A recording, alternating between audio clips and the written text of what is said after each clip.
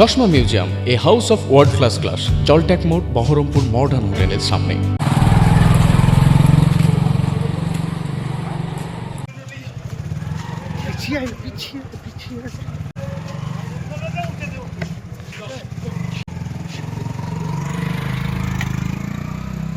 বিগত 2017 সালে কুঞ্জুঘাটায়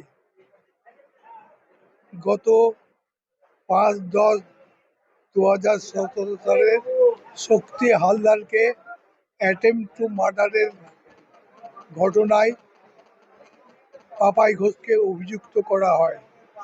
সেই অভিযুক্তই উনি জামিনে ছিলেন। গত 5ই আগস্ট 2020 সালের ওর অনুপস্থিতির জন্যে ওর বিরুদ্ধে ওয়ারেন্ট অফ অ্যারেস্ট জারি হয়।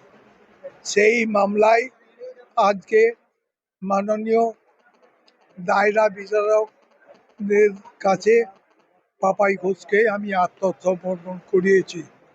মাননীয় জেলা জজ তিনি সমস্ত কিছু বিচার করে তার দিকে 20,000 টাকা two security 10,000 each 10,000 one mark PA local সত্ত্বে জামিন দিয়েছেন এবং আগামী 9ই সেপ্টেম্বর আর্গুমেন্ট শুনানির জন্য দিন রেখেছেন।